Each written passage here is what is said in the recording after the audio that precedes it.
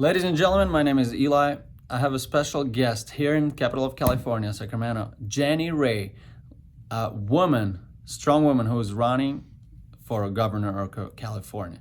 And we're here to ask her questions. Why? What's the point? Why do we need to vote for her? And all the provocative questions we'd like to talk to. Welcome to our community. Привет.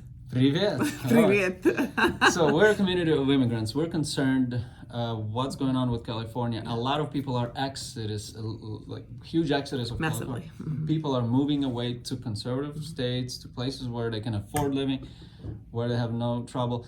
But we you actually approached us, and we'd like to know why you. I'm running to free California to live, work, and breathe again. And as you mentioned before, I'm a mom, I'm a farmer, I'm a business owner, and I like it when things get results. And I'm frustrated with what I think the future of California holds for us. Too little water, expensive power, jobs being run out of the state, roads that are deteriorating, fires in our forests, and an education system that's going down the drain. I can fix it. And so I'm running because I'm the kind of person that likes to get results and I can get things done. You're born here, right? I was not born in California, but I'm born in the United States. I'm a Californian by choice. All right. You've traveled to 56 countries. 57. 57. You've seen a lot of things, and you lived throughout years. What was the best Californian time that you remember? So I didn't live in California in the early 1980s, but California in the early 1980s had an abundance of all the things I'm talking about. It had the number one school system in the country. It had the top amount of water, major agriculture growth. We had forests that were used for people, and people would travel from around the world to see our forests and our nature. We had the beginning of Silicon Valley, the tech renaissance that happened in the 1980s. Everything was growing in California in the 1980s. That's what I want again in our state. And what happened then?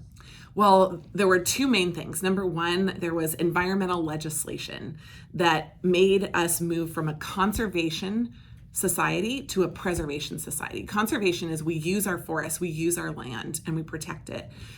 Preservation is we don't even touch it. And that's why we have too much growth in our forests. That's why we've stripped our rivers from their nutrients. And so the environmental laws have changed the sense of abundance that we used to have to a sense of preservation and destruction. It's a cycle of preservation and destruction. The other thing that happened is that we moved progressively in California to a unionized state. So we went from free enterprise, the growth of the future, to a state that is now predominantly run by the government and run by unions. We've essentially gone from capitalism to socialism during that time. And what we're seeing is that the signs of cracking in our culture are really strong. We are, our parents actually are victims of socialism. So is David and I. I came to the States about 22 years ago. You came 5 years ago.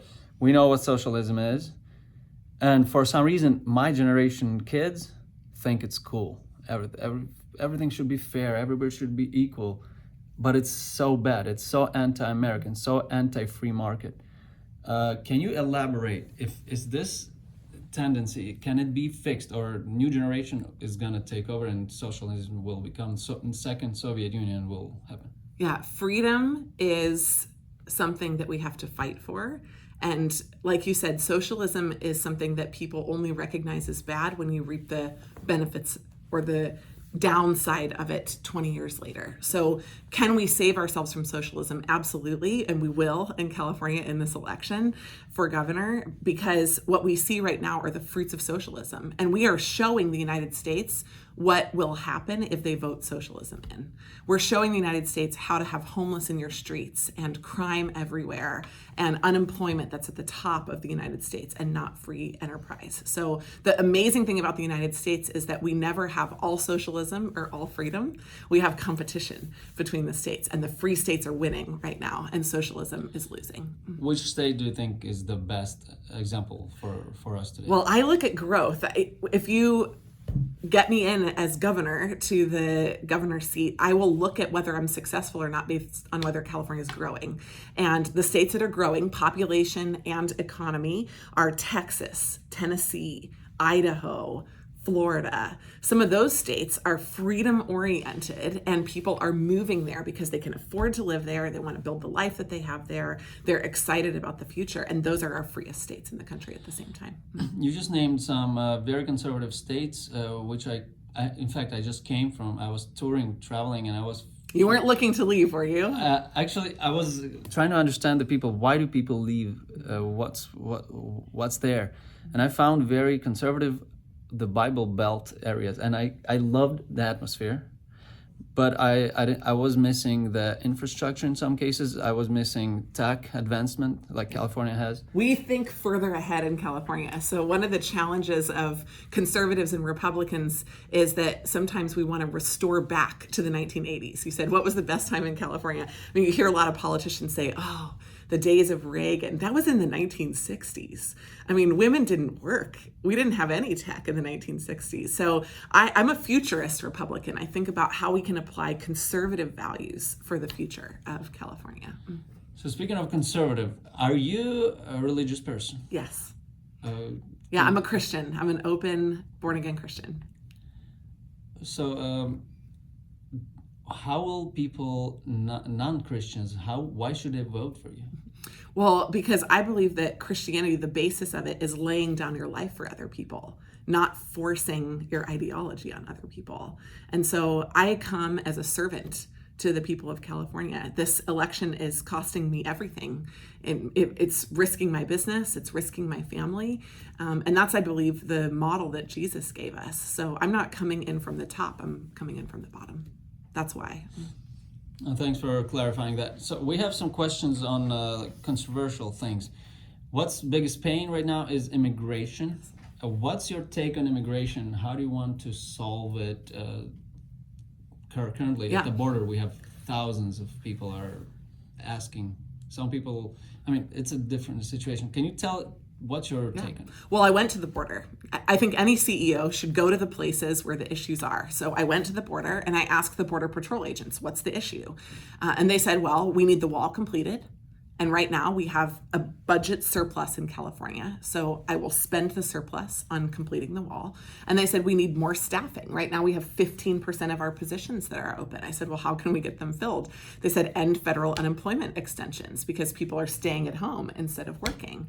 And so those two things alone can help us staff up our border and to improve the security at the border. We do not have a secure border now, and we need a secure border. It is part of the essential piece of the United States. And we have 7% of the land border in California. So it's not a big piece for us to complete. But we need more than that. We actually also need pathways to immigration for people that are currently here and pathways for families to join for immigrants that are already here. We need more immigrants, actually not fewer, but we don't need them to come across the border illegally.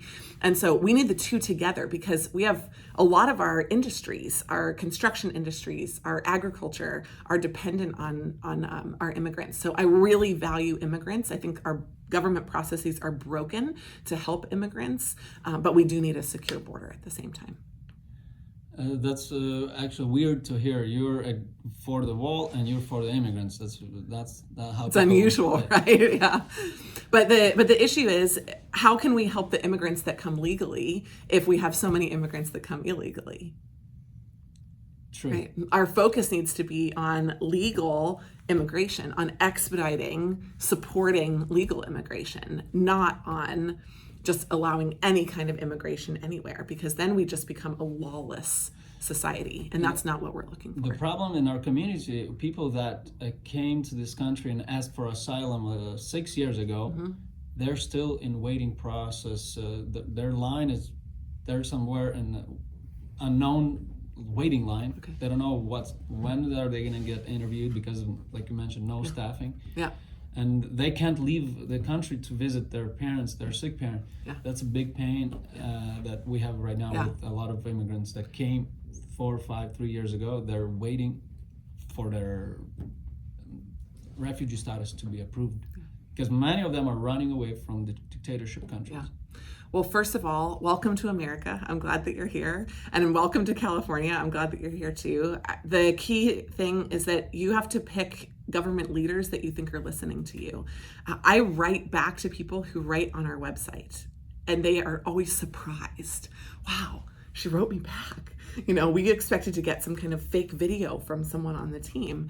And so I'm the kind of leader who will work 16-hour days so that I can meet you, find out what the issues are, and figure out what the broken processes are. And every CEO that I've ever worked with, the kind of CEO that I am, is I'm the one who gets on the phone with my customers. And I say, what was your problem with one of my team members? Tell me what they did. We need to fix things internally. So I'm the kind of person who will work on those things for you. Right now, I don't have the power to do it, but you can still write me about the issues and I'll work on figuring out what I can do. So you're saying if you're a governor, people can knock on your door and talk about their problems? Yes. Come and tell me what's wrong. How else do I direct the state in the direction that it needs to go? If I don't know what the problems are, how can I fix them?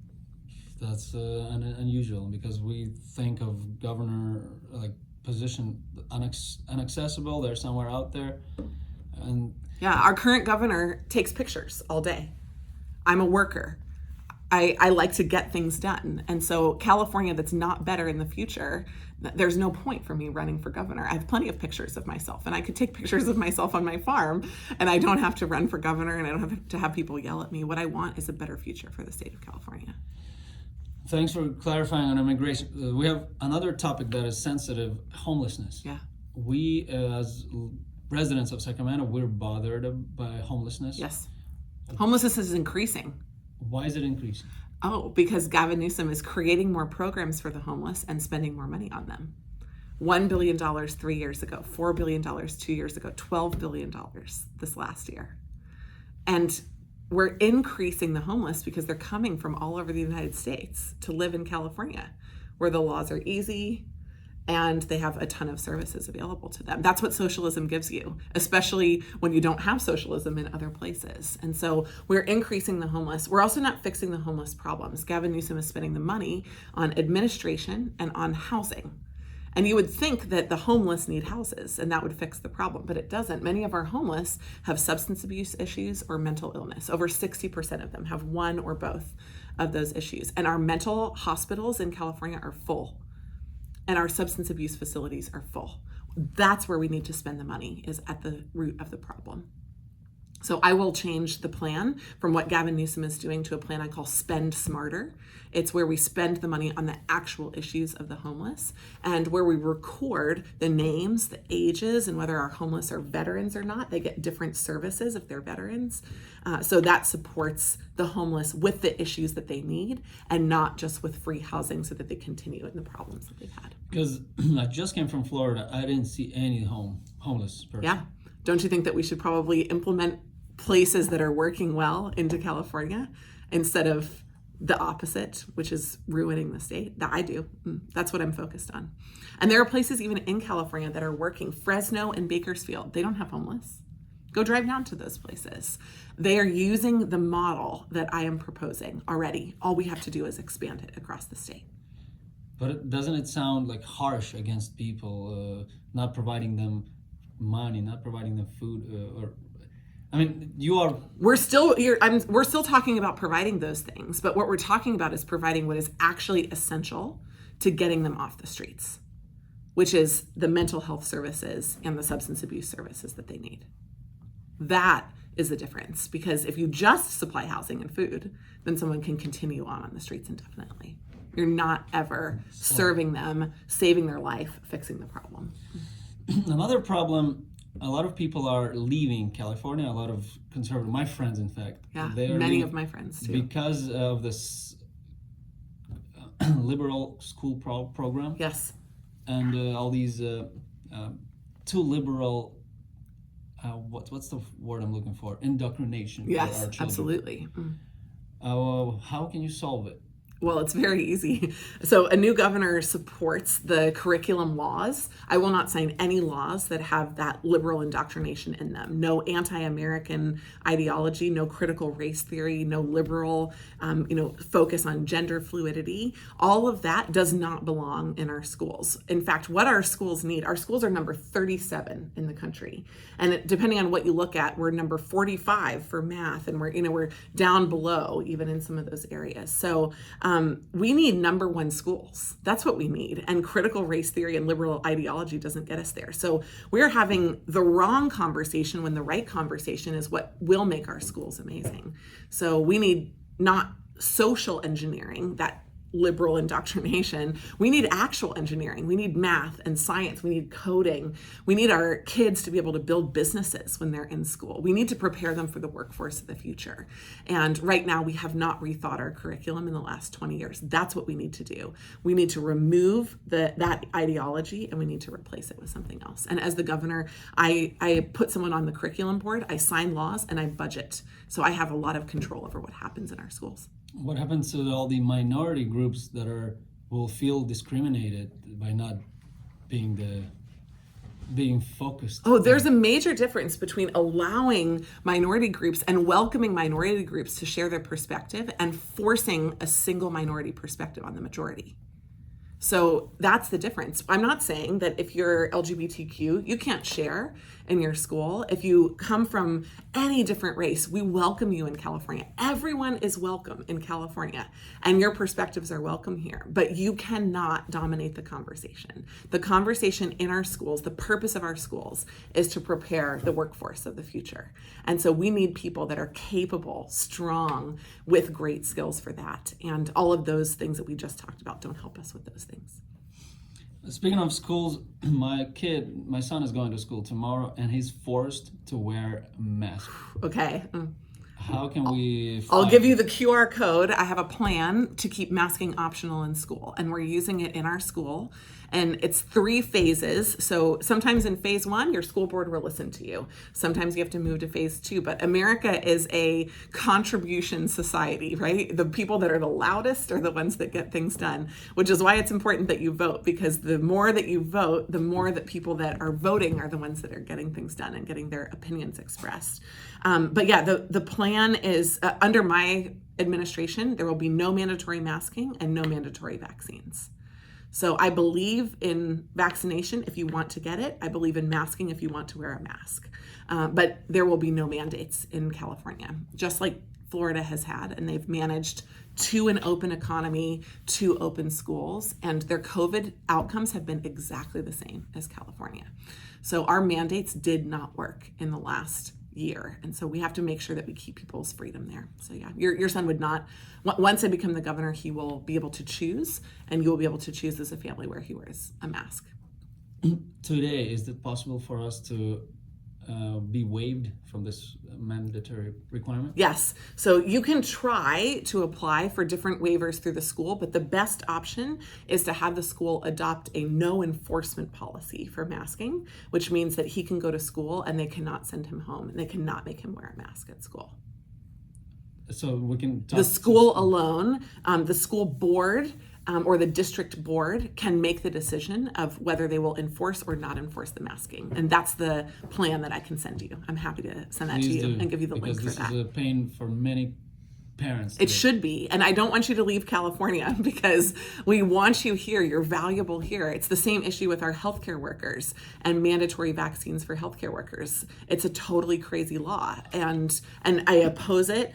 We have a plan for what we're going to do right now, but really we just need a new governor in place who will support people's freedoms. I saw a post with the healthcare workers say, here is last year, work less today. Yep. Because of right now we have a shortage of workers, 3,000 workers for healthcare, too few.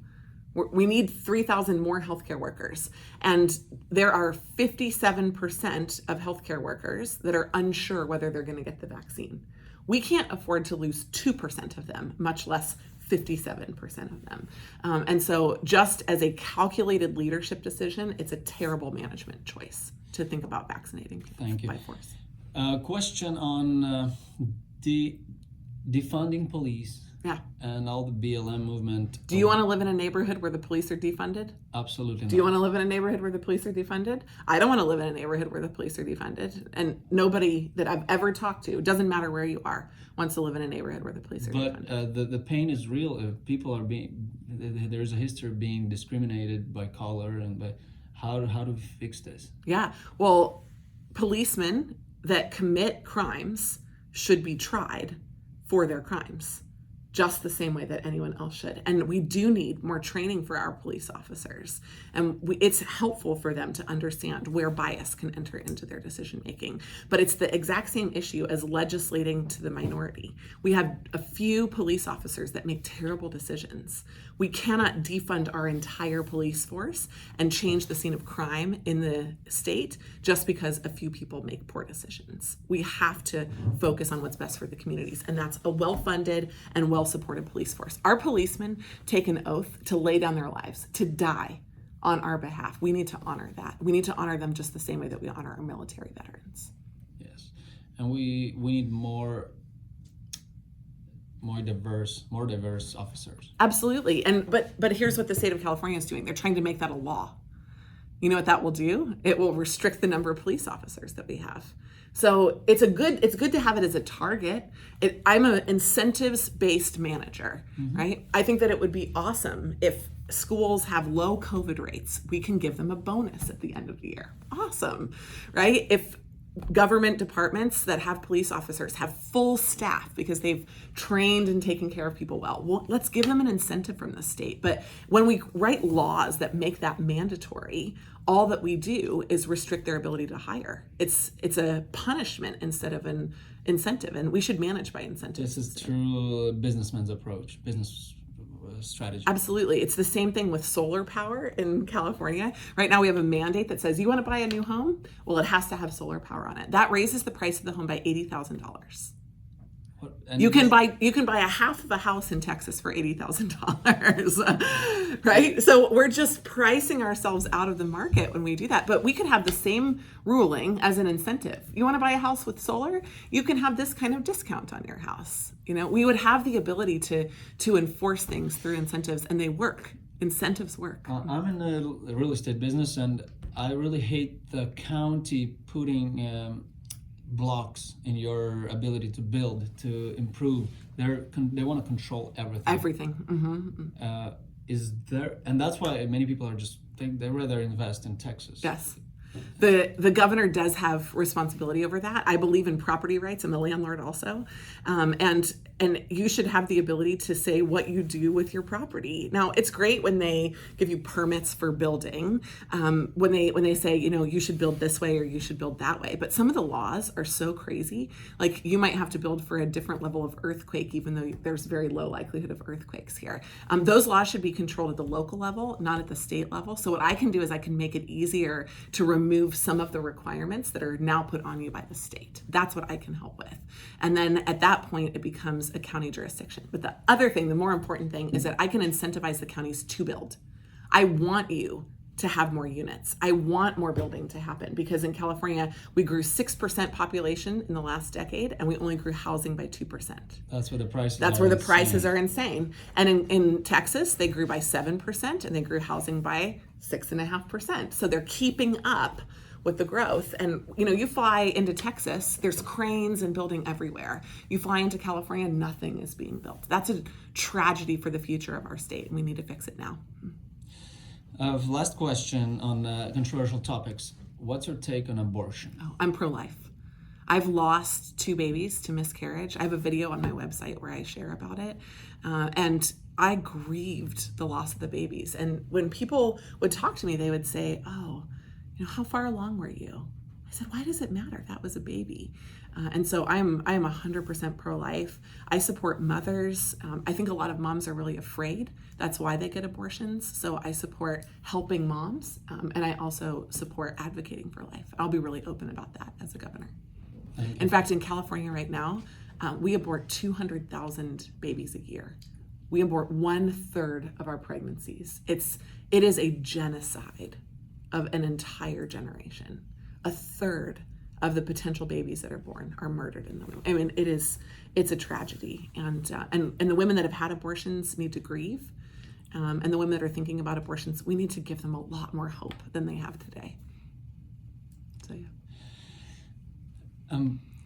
If you wouldn't be a candidate, would you vote for somebody that's currently on a ballot? That would be hard for me. You know, this is the cool election because you can vote for someone you really believe in, not just the best of two bad choices. And so there isn't anyone on the ballot that I really wholeheartedly believe in other than why I'm running. I mean, I'm running because I felt like God asked me to run in the recall for governor. And he prepared me my whole life to run, which I didn't even know. But my business experience, my leadership experience, the character that he's been growing in me. So, you know, I originally met Major Williams at the beginning of the candidate process. I really like some of his values, but I think that he's lacking in character, as we've kind of discovered recently. You know, the former mayor of San Diego, he ran a big city, but he's pro-choice. It's really hard. I can't vote for him, especially when I have other choices. So there are a lot of good people that are in the race. Kevin Kiley, I follow him. I really like his ideas. But he's a legislator. He's a lawyer. He's a career politician. And this is a different job. Being the governor is a CEO job. It's an executive's job. My job is to shape the culture and to build the future of the state, not just to fight against everybody else. And so even Kevin, I would have a hard time supporting. So there are a lot of other, you know, really smart people, really nice people. I'm a wholehearted candidate that will work really hard. I've run big organizations before. I've been a CEO. But I also, you know, like I said, I've been training my character for leadership my whole life and not ever thinking about what that would look like. Have you had any politics history? Well, I think that there's a lot of politics in business, but no, this is my first run for government. And actually, many people think of politics, people are corrupt and stuff like that. So we do like people from the street, from the outside. Yeah, I mean, I understand why people from the outside haven't gone in to the government before, because the pay is lower, the people are meaner, the job is really hard. So if I have the choice to make a lot of money and to have people love me in the private sector, why don't I just choose that? You know, it's a lot easier. But I believe that God is moving on people to encourage them to run for government, because we need good people, skilled people to step in from the outside. What you mentioned, the job is hard. What is the job of government? Governor. The job of the governor is to set the culture of the state. You say the state will be from here to there in the future, and this is how we'll get there. The job of the governor is to sign laws into action that the legislature brings forward, or in my case, to veto the laws, to stop crazy new laws like liberal ideology and socialism from coming into our state.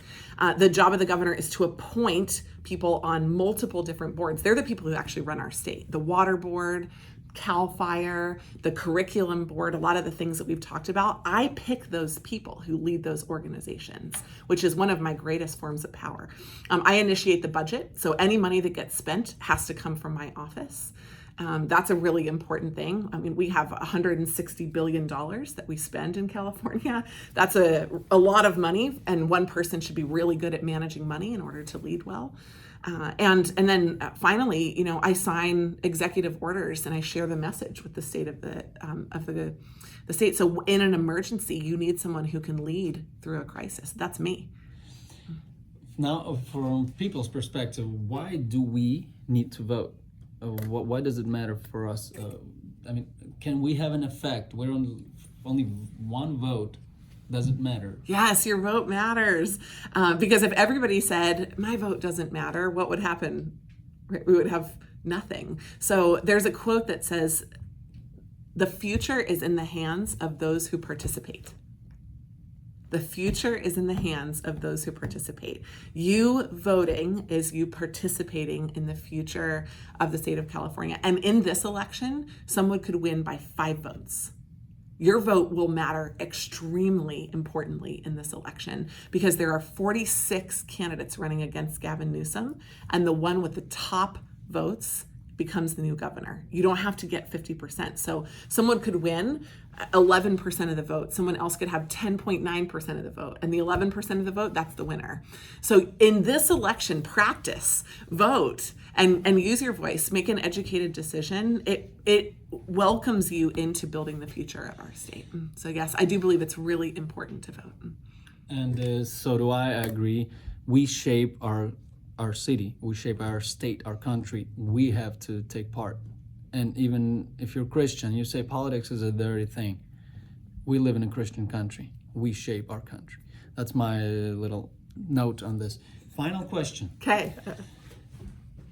What would you suggest a newcomer, an immigrant to this country, how would they need to get on their feet in this Oh yeah. country? Well, I already mentioned the workforce of the future. When we think about it for schools, what businesses are hiring right now are building businesses, so construction and a lot of the vocational trades, plumbing, electricians. I don't recommend that you become just a plumber though. Become a plumbing employer. Right? Become a plumber and build a company underneath yourself. So you have 100 people that are working for you. Those are the people who really build million and billion-dollar businesses in the United States, are people who find an area where something is being done and do it just a little bit better. The U.S. is so valuable for that. But also tech skills, being able to learn to code. You can learn to code in 3 months. You can get an amazing job by being a coder. And you can also build businesses using technology. So I would encourage you to do the same things that I would encourage a middle schooler or a high schooler to do, which is, come in, find work that people believe is valuable and will be necessary for the next 20 to 30 years. Learn a skill quickly, and then build a business around it. That's beautiful. Be an entrepreneur. Be an entrepreneur. And yeah. this country has been based on immigrants that worked hard and succeeded. That's exactly That's right. a good. Jenny, how do people find you? Yeah, so I'm at jennyrayca.com. You can write me an email, hello@jennyrayca.com. And we're also on all of the social platforms at jennyrayca.com. So you can find us on Instagram, on TikTok, on Twitter, on Facebook. So Jenny Ray CA is our handle on each one of those. And I would love for you to follow us, write us a message, ask us questions, invite us to a Zoom call or a Facebook Live or even an in-person meeting. I find it really exciting to meet people around the state, and I would love to earn your vote on September 14th. September 14th, remember, Jenny Ray. Thank you for your time. This was Elijah, David, Jenny, Janine, and Jenny Ray. We'll see you guys. So good to meet you. Follow her, see her, talk to her if you want. She's very accessible and she has a good plan. Be wise in your choice.